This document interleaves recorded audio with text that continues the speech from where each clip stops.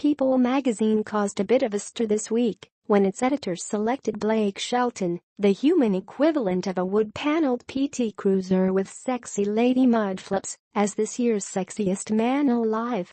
After a year of unprecedented White House villainry, white supremacists marching openly in the streets, and non-stop revelations about sexual abusers in our midst, naming a neck-bearded bully sexy was a generous pinch of sea salt in America's gaping wounds. Recognizing the unique opportunity to page through images of topless Idris, Elbas and Mahershala lists for work, bloggers across the internet made their own respective lists of 10, 11, 25, and 27 options better than Shelton.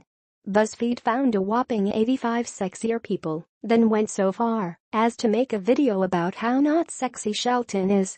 Advertisement.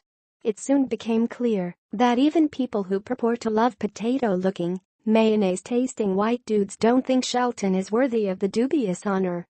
His own girlfriend, Gwen Stefani, delivered several nice burns in a People interview that ran alongside Shelton's feature. "He's perfect for it," she said of the title. "Okay, but why? Somebody that is funny and has a sense of humor is sexy. That's the number one thing."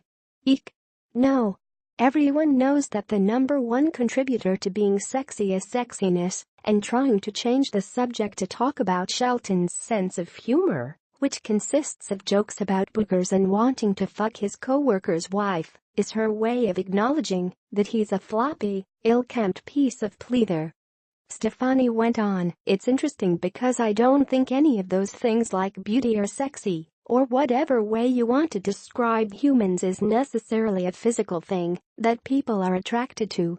It's all about the heart, and he has that big all-gigantic heart in there, so he's quite an attractive human. I'm not the only one that thinks it." Oof. Imagine being so disgusted by your partner's looks that, when asked about a magazine naming him the sexiest living man, you can only protest that none of those things like beauty or sexy actually have anything to do with physical features. Imagine being Blake Shelton, excited to read what your boo has to say about you, and finding out that all she could muster in the way of a compliment was something along the lines of, "Well, let's just say he has a sexy personality." And of course, Shelton's personality is a rotting dump of gay-bashing gags, rape jokes, and racism, so Stefani's decision to highlight his character over his looks is kind of like saying Shelton is even uglier than racism. Or, uglier than racism would be if racism also had a dad bod, not the hot kind, and badly needed a haircut.